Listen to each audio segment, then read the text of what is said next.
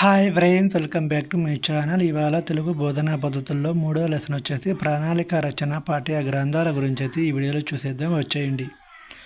ఉపాధ్యాయుడు విద్యా సంవత్సరం ప్రారంభంలోని విద్యార్థుల స్థాయిని గుర్తించి వారిలో మార్పు తేవడానికి ఏర్పరచుకున్న లక్ష్యాలను సాధించడానికి అవసరమయ్యేది ప్రణాళిక. బోధనా ప్రణాళికను అందుకు అవసరమైన పరికరాలను అభివృద్ధి చేసుకోవడానికి శిశు మనస్తత్వ శాస్త్ర సూత్రాలు, క్రీడా పద్ధతులు సరిపోతాయని విద్యావేత్తలు పేర్కొంటారు. దానికి గల పేరు సైకోలోగిజం.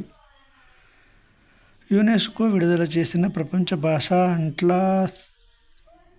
అట్లాస్ ప్రకారం ప్రస్తుతం ఎన్ని భాషలు అంతరించిపోయే స్థితిలో ఉన్నాయి? 196 భాషలు. మరి తెలుగు భాషా దినోత్సవం ఎప్పుడు? ఆగస్టు 29. గిడుగు రామూర్తి పంతులు గారు జన్మదినం ఆగస్టు 29, 2001. ఆయన పుట్టినరోజు రోజే గిడుగు రామూర్తి పంతులు గారు జన్మదినం రోజే తెలుగు భాషా దినోత్సవం కూడా. అంతర్జాతీయ మాతృభాషా దినోత్సవం ఫిబ్రవరి 21. అంతర్జాతీయ సంగీత దినోత్సవం అక్టోబర్ 1. అంతర్జాతీయ అక్షరాస్యత దినోత్సవం సెప్టెంబర్ 8. సంస్థాగత ప్రణాళికలో భాగంగా పాఠ్య కార్యక్రమాలలో నిర్వహించుకోవాల్సిన దినోత్సవాలు: మార్చి 8 అంతర్జాతీయ మహిళా దినోత్సవం, మార్చి 15 ప్రపంచ వినియోగదారుల దినోత్సవం, మార్చి 29 అంతర్జాతీయ నాటక దినోత్సవం, ఏప్రిల్ 16 తెలుగు నాటకరంగ దినోత్సవం, కందుకూరి వీరేశలింగం గారు పుట్టినరోజు, సెప్టెంబర్ 5 జాతీయ ఉపాధ్యాయుల దినోత్సవం, సెప్టెంబర్ 8 అంతర్జాతీయ అక్షరాస్యత దినోత్సవం, అక్టోబర్ 5 ప్రపంచ ఉపాధ్యాయ దినోత్సవం, నవంబర్ 14 బాలల దినోత్సవం. విద్యార్థుల సంపూర్ణ మూర్తిమత్వాన్ని అభివృద్ధి చేసేది విద్యా ప్రణాళిక. ఈనాటి పిల్లలకు అవసరమైన జ్ఞానాన్ని అందించడానికి, దాన్ని సైద్ధాంతీకరించడానికి భూమిక ఏర్పరిచేది విషయ ప్రణాళిక. విద్యా రాజ్యాంగంలో ఏ జాబితాలో పొందపరచబడింది? ఉమ్మడి జాబితా. ఎలా అయితే శరీర రక్షణ ద్వారా శరీరం దృఢపడుతుందో, శిక్షణ ద్వారా బుద్ధి పదునెక్కుతుందో, ఆత్మ వికాసం కూడా దానికి తగ్గ అభ్యాసనాన్ని ఇవ్వడం ద్వారానే సాధ్యమవుతుంది అనేది మహాత్మా గాంధీ. విషయ ప్రణాళికను అనుసరించి విద్యా సంవత్సరంలో పాఠశాల ఉపాధ్యాయులు తమ విషయాలలో ప్రతి తరగతికి పాఠ్యాంశ బోధన అమలు చేసే పతాకం వార్షిక ప్రణాళిక. మన గొప్ప పాఠకులు ఉండే గొప్ప లోపం ఏమిటంటే అవి పరిసర సమాజాన్ని జ్ఞానార్జన వనరుగా ఉపయోగించడానికి ససేమేరా సిద్ధపడవు. ఇలా చేస్తే తమ చుట్టూ కంచె వేసుకున్న తమ సొంత ప్రపంచాన్ని నిర్మించుకునే ప్రయత్నానికి భంగం వాటిల్లుతుందని వాటి భయం అన్నది ఎవరు? ప్రొఫెసర్ కృష్ణకుమార్ గారు. ఒక పీరియడ్లో ఒకరోజు బోధించే పాఠ్యాంశ భాగానికి ఉపాధ్యాయుడు తయారు చేసుకునే ప్రణాళికను పాఠ్య పుస్తకం లేదా పాఠ్య ప్రణాళిక అంటారు. సంస్థాగత ప్రణాళిక ద్వారా గ్రామస్తుడిగా, కార్యకర్తగా, వార్షిక ప్రణాళిక, విషయ ప్రణాళికల ద్వారా సమాజాన్ని మార్చే ఉద్దేపరకుడిగా, పాఠ్య ప్రణాళిక ద్వారా విద్యార్థులకే కాకుండా అందరికీ మిత్రుడిగా, సలహాదారుడిగా ఉండేది ఉపాధ్యాయుడు. వాచకాల వల్ల ఉపాధ్యాయులలో శ్రవణం, భాషణం, పఠనం, లేఖనం అనే ప్రాథమిక భాషా నైపుణ్యాలు పెంపొందుతాయి. ఉన్నత పాఠశాల దశలో పాఠాలు ఎలా ఉండవచ్చు? సగం పాఠాలు వ్యవహారికంగా, సగం పాఠాలు గ్రాంథిక భాషలో ఉండవచ్చు. ప్రాథమిక దశలో శబ్ద మాధుర్యంలోని ఆనందానుభూతిని అందించడానికి గద్య పాఠాలతో పాటు బాల గేయాలు, శబ్ద మాధుర్యం, తొణికిసలాడే పద్యాలు కూడా పాఠాలుగా ఉండాలి. ప్రాథమిక దశలో పద్య గద్య పాఠాలతో పాటు గేయాలు, లేఖలు, సంభాషణల పాఠాలకు స్థానం ఉండాలి. ఉన్నత దశలో పద్య పాఠాలతో పాటు గేయాలు, సంభాషణ, వచన కవితలు, మినీ కవితలు, కథానికలు మొదలైన సాహిత్య ప్రక్రియలకు స్థానం ఉండాలి. 6వ తరగతిలో ఉకార సంధి, సవర్ణ దీర్ఘ సంధి, గుణసంధిని పరిచయం చేయాలి. ద్వితీయ భాషగా తెలుగు భాషను నేర్చుకునే వారికి పాఠ్యాంశాలలో ఉండవలసిన అంశాలు: సాంస్కృతిక అంశాలు, సామాజిక అంశాలు.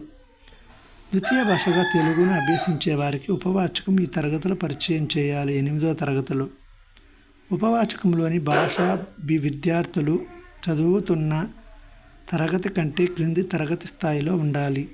పాఠశాల గ్రంథాలయంలో విద్యార్థుల విస్తార పఠనానికి, వినోద పఠనానికి అనుకూలమైన పుస్తకాలు ఉండాలి. పుస్తకాలను సేకరించి భద్రపరిచి అవసరమైన వారికి అందించే స్థలం పుస్తక నిధి. పాఠశాల పరిసర సమాజంలో అందుబాటులోని వనరులు స్థానిక వనరులు, సామాజిక వనరులు. స్థానిక వనరులు అంటే భౌతిక, ఆర్థిక, మానవ వనరులన్నీ మూడు విధాలు. విద్యార్థులు తమ వైయక్తిక భేదాల అనుగుణంగా స్వాభావిక భాషా వ్యవహర్తల నుంచి భాషను వినడానికి, వారి ఉచ్చారణను అనుకరించడానికి, వారి ప్రశ్నలకు సమాధానాలను నమోదు చేయడానికి తోడ్పడేది ఏమిటంటే భాషా ప్రయోగశాల. భాషా ప్రయోగశాలలో ఉండే గదులు 3: శ్రవణార, సలహాదారార, నియంత్రణార. 20 నుంచి 30 మంది విద్యార్థులు కూర్చుని వినడానికి వీలుగా టెలిఫోను, ఇయర్ ఫోను, మీటలు, ఆడియో టేపులు ఉండే అర శ్రవణ అర. రికార్డింగ్తో పాటు అన్ని శ్రవణ అరలలో విద్యార్థులతో మాట్లాడడానికి సౌకర్యాలు ఉండే అర సలహాదారు అర. అదనపు టేపులు, రికార్డులు మొదలైన సామగ్రి అందుబాటులో ఉండే అర నియంత్రణ అర. స్వీయ అభ్యాసన శక్తి, పునఃశోధన, గ్రంథాలయ వినియోగంతో కూడిన స్వయం అధ్యయనానికి వీలు కల్పించేది భాషా ప్రయోగశాల. పిల్లల పాటలని, కథలని రాసిన రచయిత చింత దీక్షితులు. బోధనాభ్యాసన కార్యక్రమాలకు, పాఠ్య ప్రణాళికకు అనుబంధంగా నిర్వహించవలసిన కార్యక్రమాలు సహపాఠ్య కార్యక్రమాలు. సహపాఠ్య కార్యక్రమాలను అనుబంధ పాఠ్య కార్యకలాపాలని, అదనపు పాఠ్య కార్యక్రమాలని పేర్కొనవచ్చు. మాతృభాష బోధన విలువలను వైయక్తిక విలువలు, సామాజిక విలువలని వర్గీకరించారు. కుక్క గాడిద కథ వల్ల విద్యార్థులు తెలుసుకునేది ఎవరి కర్తవ్యాన్ని వారు నిర్వహించాలి అని. 4 ఎద్దుల సింహం కథ వల్ల విద్యార్థులు తెలుసుకునేది కలిసి ఉంటే కలద సుఖమని. రైతు పాము కథ వల్ల విద్యార్థులు తెలుసుకునేది చెడ్డవారిని చెంతకు చేర్చకూడదు అని. పిల్లల కోసం రాయబడే సాహిత్యం బాల సాహిత్యం అని. ఊగాడమ్మ ఊగాడు, కోతిబావతో ఊగాడు. ఇది ఒక క్రీడా పాట అన్నమాట. కురుస్తుంది భాషా నైపుణ్యం అభివృద్ధి చేసే పాట. కాకి క్యావ్ క్యావ్ క్యావ్, పిల్లి మ్యావ్ మ్యావ్ మ్యావ్ పరిసరాల జ్ఞానాన్ని పెంచే పాట. అమ్మంటే నాకిష్టం, నానంటే ఎంతో ఇష్టం, ఆపిల్ అంటే నాకిష్టం, నారంజ అంటే నాకిష్టం. పిల్లలలో సైదుర్గ్యాలను పెంచే పాట. లక్కపిడతల పేరుతో పిల్లల పాటలు రాసినది చింత దీక్షితులు. విద్యా విధానంలో సక్రమంగా విద్యా ప్రక్రియ జరగాలంటే తప్పనిసరిగా ఉండవలసింది విద్యా ప్రణాళిక. విద్యా లక్ష్యాలను సాధించడానికి తయారు చేసుకునే ప్రణాళికను విద్యా ప్రణాళిక అంటారు. వించు. పాఠశాలలో విద్యార్థులకు కల్పించిన వ్యాసంగాలన్నీ కలిపితే అదే విద్యా ప్రణాళిక అనింది ఆల్బర్ట్. మన సాంస్కృతిక పరంపర నుంచి ఆశించదగిన అనుభవాలైన జ్ఞానం, అవగాహన అన్నది జాతీయ విద్యా విధానం 1986. నైపుణ్యాలు, వైఖరులను వ్యక్తీకరించే యోచన విద్యా ప్రణాళిక. విద్యా హక్కు చట్టం వచ్చేసి 2009. ఉపాధ్యాయ విద్యా జాతీయ విద్యా ప్రణాళిక చట్టం 2010. విద్యా ప్రణాళిక నిర్మాణ సూత్రాలు: సామాజిక చైతన్యం కలిగించడం, ఉత్తమ పౌరునిగా తీర్చిదిద్దడం, జీవనోపాధి కల్పించడం, విద్యార్థి కేంద్రంగా విద్యా ప్రగతికి బాటలు వేయడం. వాచకాలలో ఉండవలసిన భాష ఆధునిక ప్రామాణిక భాష. విద్యా ప్రణాళిక విద్యా బోధన మౌలిక సూత్రాలను నిర్ణయిస్తే విషయ ప్రణాళిక బోధనాంశాలను నిర్ణయిస్తుంది. ఏ తరగతిలో భాషా పాఠ్య పుస్తకాన్ని చదవడం ప్రారంభిస్తారు? 1వ తరగతి.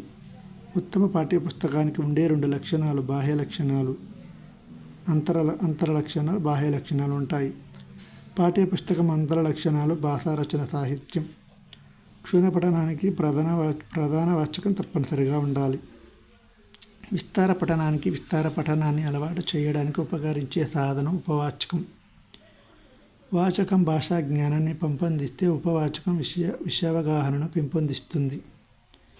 వాచకానికి సహాయకారిగా ఉపవాచకానికి 6వ తరగతి నుంచి అభ్యసించ చేయాలని ప్రభుత్వం భావించింది. భాషా వాచకాలలో భారత సంస్కృతి, సాంప్రదాయాలు, ఆచార వ్యవహారాలు ప్రతిబింబించే ప్రాచీన, ఆధునిక సాహిత్య పాఠ్యాంశాలు ఉండాలి. చూశారు కదా, ఇందులోని ప్రాక్టీస్ బిట్స్ అయితే ఈ వీడియోలో చూసేద్దాం. ఎలా అయితే శరీర రక్షణ ద్వారా శరీరం దృఢపడుతుందో, శిక్షణ ద్వారా బుద్ధి మదునెక్కుతుందో, ఆత్మ వికాసం కూడా దానికి తగ్గ అభ్యసనాన్ని ఇవ్వడం ద్వారానే సాధ్యమవుతుంది అని నిర్వహించింది ఎవరు? మహాత్మా గాంధీ. అంతర్జాతీయ మాతృభాష దినోత్సవం ఎప్పుడు జరుపుకుంటారు? ఫిబ్రవరి 21. రాజ్యాంగం ప్రకారం విద్య ఏ జాబితాలో పొందపరిచారు? ఉమ్మడి జాబితా. ద్వితీయ భాషగా తెలుగును అభ్యసించే వారికి ఉపవాచకం ఏ తరగతిలో పరిచయం చేయాలి? 8వ తరగతి. విద్యార్థులలో చతుర్విధ భాషా నైపుణ్యాలు ఎలా అభివృద్ధి చెందుతాయి? వాచకాల వలన. భాషా ప్రయోగశాలలో ఉండే గదుల ఎన్ని? 3. రికార్డింగ్తో పాటు అన్ని శ్రవణ అరలలోని విద్యార్థులతో మాట్లాడడానికి సౌకర్యాలు ఉండే సలహాదారు అర. లెక్కపెడతల పేరుతో పిల్లలు పాటలు రాసిన వారు చింత దీక్షితులు. కుక్క గాడిద కథ వల్ల విద్యార్థులు నేర్చుకునేది ఎవరి కర్తవ్యాన్ని వాళ్ళు నిర్వహించాలని. కురుస్తుంది కురుస్తుంది వాన భలే కురుస్తుంది ఈ పాట విద్యార్థులలో ఏ నైపుణ్యాన్ని వృద్ధి చేస్తుంది? భాషణ